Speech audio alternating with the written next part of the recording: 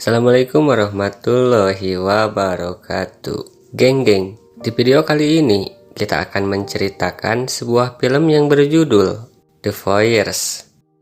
Film ini mengisahkan tentang sepasang kekasih bernama Viva dan Thomas yang baru saja pindah dari apartemen lama ke apartemen barunya. Malam itu, Viva dan Thomas menyadari bahwa keduanya dapat melihat keadaan rumah tangga mereka di seberang jalan. Mereka menjadi penasaran dan kerap mengintip berbagai aktivitas yang tetangganya lakukan, termasuk kehidupan dewasanya.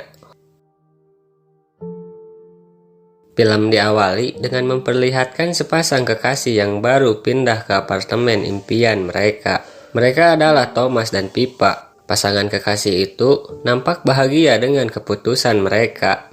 Lalu malam harinya, Thomas dan Viva ngobrol sambil minum-minum di dekat jendela apartemennya.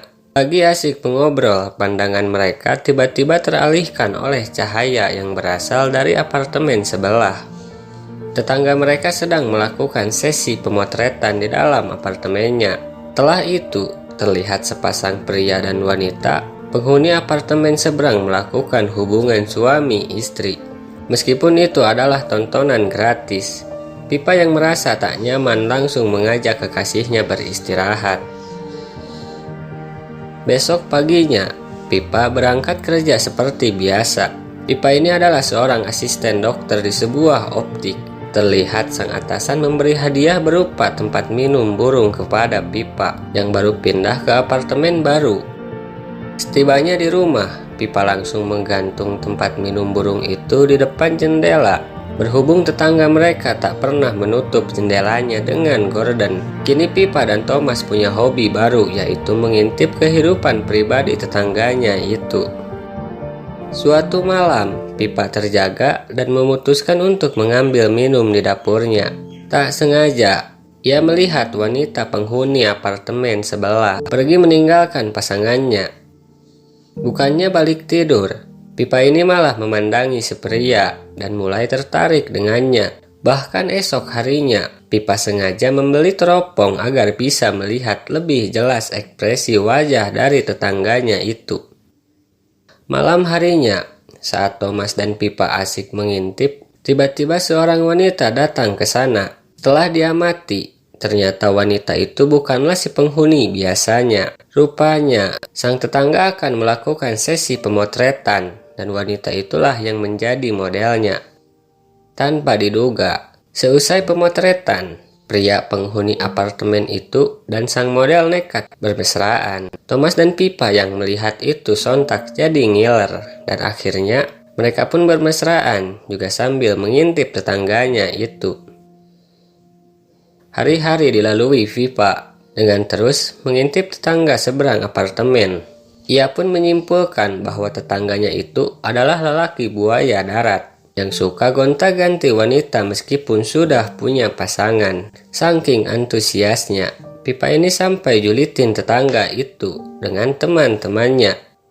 Tiba-tiba dari mulut Viva keluar sebuah pernyataan kalau ia ingin mendengar percakapan tetangga itu.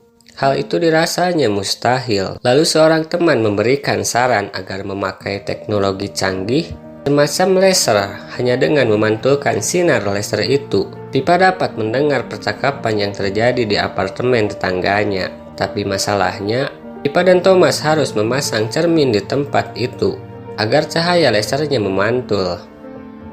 Dengan cerdik, Viva dan Thomas memanfaatkan momen Halloween di mana tetangga mengadakan pesta di apartemennya. Mereka lalu memasang cermin secara diam-diam dan segera pulang ke rumahnya. Sesampai di rumahnya, Thomas dan Viva menyiapkan semua alat-alatnya dan berhasil. Kini percakapan tetangganya itu bisa mereka dengar. Kebetulan, saat itu tetangganya lagi bertengkar karena si wanita cemburu melihat pasangannya terlalu dekat dengan wanita lain saat pesta barusan.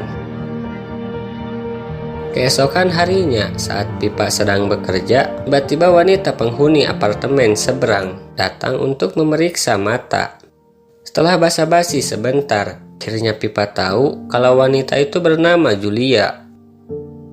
Sementara itu, di Di rumah, Thomas melihat pasangannya Julia sedang bermesraan dengan wanita lain. Kini Pippa dan Julia pun menjalin pertemanan, dan suatu hari mereka janjian ketemuan di tempat SVA. Tanpa ragu, Julia menceritakan tentang sosok kehidupannya, termasuk membahas sosok pria di apartemen yang ternyata adalah suaminya.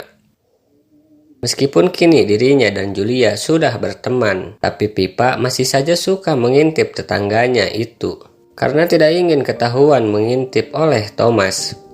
Pippa melakukan hobinya saat pria itu sedang tidur pulas. Pas Pippa mengintip, kebetulan sekali Julia masih belum tidur dan entah terkena angin apa, ia tiba-tiba kepikiran untuk memberitahu Julia soal perselingkuhan suaminya. Lewat print wifi yang ada di apartemen Julia, Pippa mengirimkan pesan yang bertulis kalau suami Julia telah berselingkuh.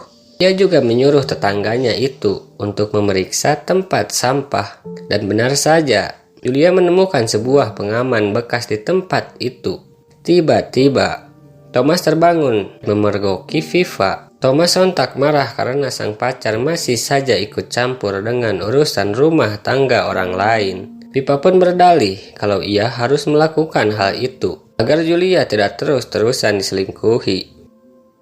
Keesokan harinya, Pippa dan Thomas berbaikan dan berjanji tidak akan pernah mengintip tetangganya lagi. Tapi pas mereka berpelukan, Pippa melihat ada hal aneh di rumah Julia. Betapa terkejutnya gadis itu setelah melihat Julia mengakhiri hidupnya sendiri. Tentu saja Pippa dan Thomas menjadi panik karena takut dituduh sebagai dalang dibalik meninggalnya Julia. Thomas yang bingung harus berbuat apa, akhirnya memilih untuk pergi meninggalkan Pippa. Sejak ditinggal oleh Thomas, Pippa jadi frustasi. Begitu juga suami Julia yang baru saja kehilangan istrinya. Suatu ketika, Pippa melihat suaminya Julia pergi ke bar dan ia pun menyusul ke sana. Di bar itu, Pippa terus memperhatikan suaminya Julia, sampai akhirnya mata pria itu menangkap basah dirinya. Suami Julia langsung menghampiri Pippa di mejanya dan mulai mengajaknya mengobrol. Akhirnya Pippa pun tahu kalau pria itu bernama Sebastian. Lama-kelamaan, obrolan mereka makin menjerumus ke hal-hal yang bersifat pribadi. Hingga akhirnya, Sebastian mengajak Pippa ke apartemennya dengan alasan ingin dipoto. Pippa pun mau-mau saja diajak duda yang baru saja ditinggal istrinya itu. Awalnya mereka mengadakan sesi pemotretan secara normal, tapi lama-kelamaan Sebastian meminta Pippa untuk melepaskan semua pakaiannya. Kemudian ia pun memotretnya. Setelah sesi foto tanpa busana itu, Pippa dan Sebastian melakukan hubungan layaknya suami istri. Sementara itu, di tempat lain, terlihat Thomas yang baru pulang ke apartemennya dan berniat meminta maaf kepada Pippa, tapi ia tidak menemukan sang pacar di sana. Saat minum air yang ada di kulkas, Thomas merasa minumannya tidak enak dan membuangnya ke tempat minuman burung pemberian bosnya Pippa. Secara tak sengaja, Thomas melihat Sebastian yang lagi bermesraan dengan seorang wanita. Betapa kagetnya dia melihat wanita yang sedang bersama Sebastian ternyata adalah Pippa. Besoknya, Pippa pulang ke apartemennya. Ia pun terkejut melihat Thomas dalam kondisi tergantung tanpa nyawa.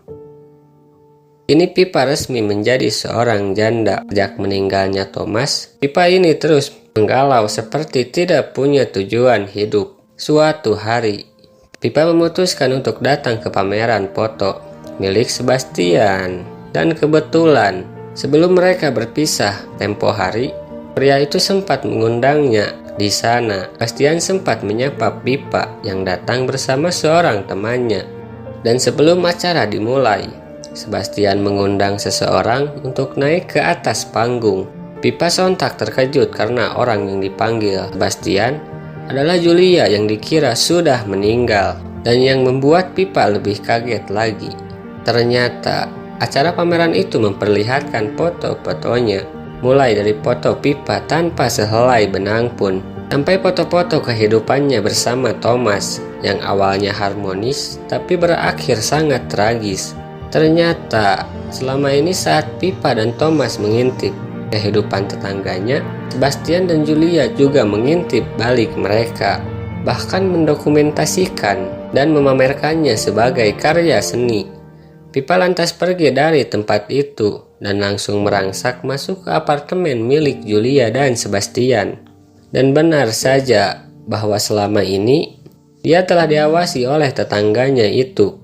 Pippa yang kesal pun menghancurkan semua dan memutuskan untuk pindah ke apartemen lain. Keesokan harinya, saat ingin mengemasi tempat minum burung pemberian bosnya, Pippa heran kenapa banyak jenazah burung di sekitar tempat itu. Suatu hari, Julia dan Sebastian mendapatkan sebuah bingkisan berupa minuman mahal. Karena dikira bingkisannya itu dari kenalan mereka, pasangan suami istri itu pun meminumnya tanpa rasa curiga.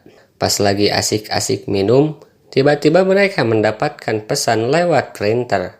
Pesan itu berisi tudingan kalau Julia dan Sebastian telah menghabisi seorang pria. Mereka pun langsung meneropong sekitaran apartemen dan melihat sosok Pippa. Tak mau membuang-buang waktu, Sebastian dan Julia langsung mengejar gadis itu. Pippa pun terus lari menghindar, hingga akhirnya ia terpojok di votik tempatnya bekerja.